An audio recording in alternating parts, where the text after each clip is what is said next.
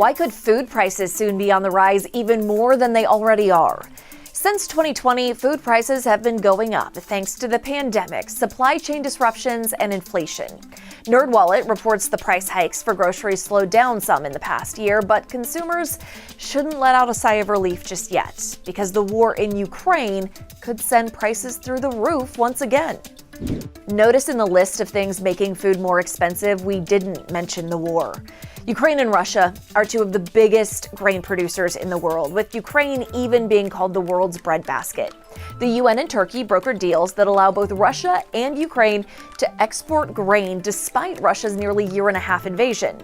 Called the Black Sea Grain Initiative, it allows ships to bypass the Russian blockade of Black Sea ports, dropping grain prices by 20%. Now, Russia says it wants out. A Kremlin spokesperson reported Monday that the agreement has been terminated. While this could raise grocery prices in the U.S., aid organizations warn it could have a devastating impact on millions of food-insecure people all around the world. Meanwhile, diplomats hope Russia's just using this as a negotiation tactic and the deal can be resurrected in the future.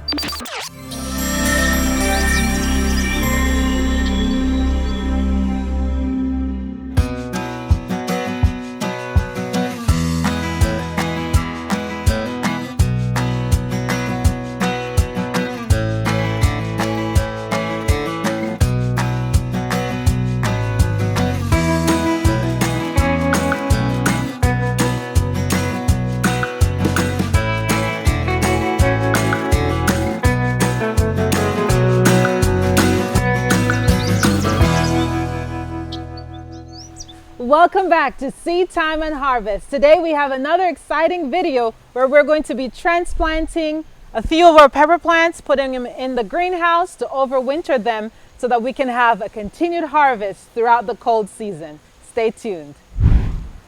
Here we have our lovely pepper plants. Initially, when we were getting ready for our winter garden, we were going to get rid of the peppers, but then the thought came to me, why not feed them? And we did feed them, and I don't know if you can see, but we have peppers, and I mean lots and lots of peppers. Now, because they're not ready, I can't cut them. I don't want to harvest them yet, so we're going to overwinter the plant so that they can get a little bit bigger.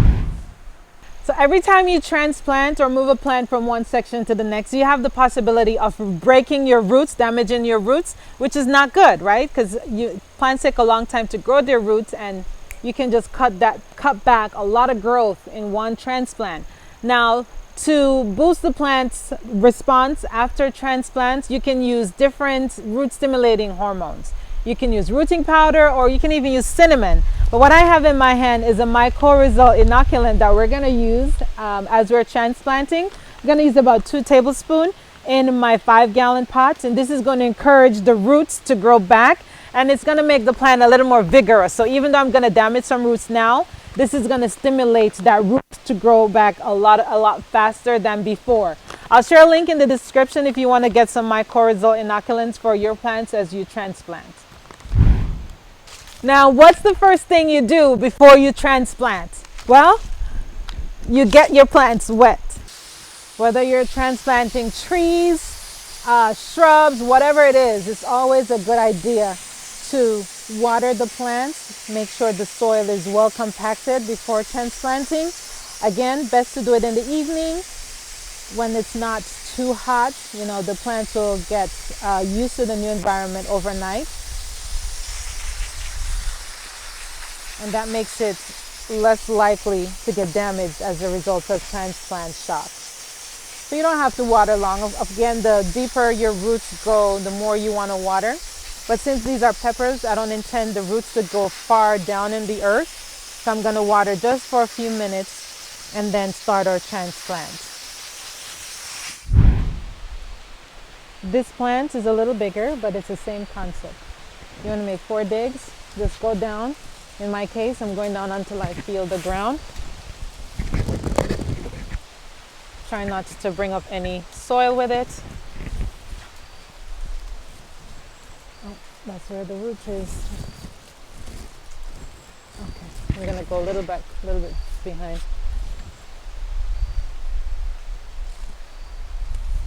Okay. And then the final one on this side. Again, these plants are really loving, so they're very close to each other.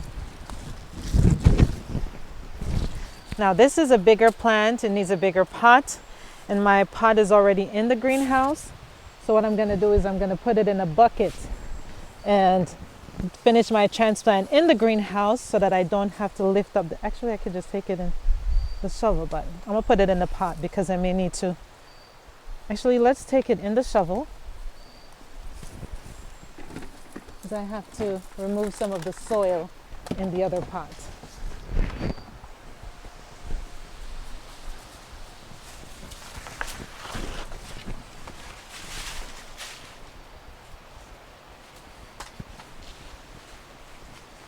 Okay, so I'm gonna put this pepper in this pot, and because it already almost more than halfway filled up with soil, I'm gonna remove some of the soil and then put it back in later if I need it.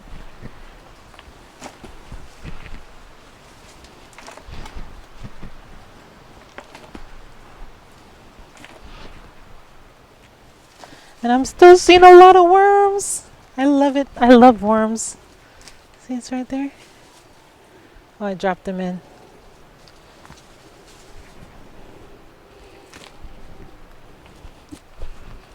All right.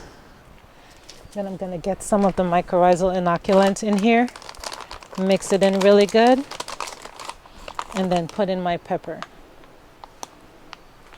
This one is a little bigger, so I'm going to put a little more. Mix it in. And this is going to be the new home for my pepper plant. Just going to get a stick and provide it some support. I'm going to add the soil that I took out back in the pot. Oh, look, earthworms. It's always nice finding worms in your garden.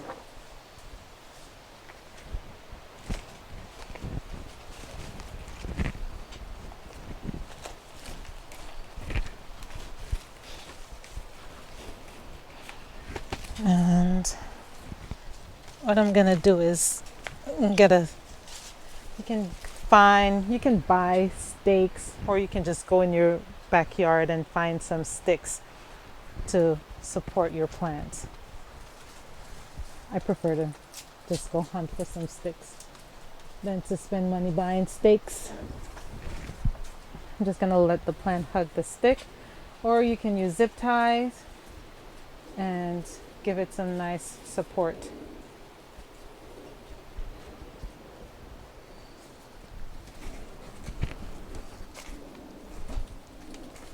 Compact the soil around your stick and your plants so that they don't go anywhere. Then I'm gonna water. Final step. And again, this one has a lot more new growth and flower than the other one that has a lot of peppers. So all these flowers are going to turn to peppers, and all these peppers are going to be food that we can enjoy. If we don't have to buy peppers, that's a plus. But here we have the final home for our pepper plants inside our greenhouse.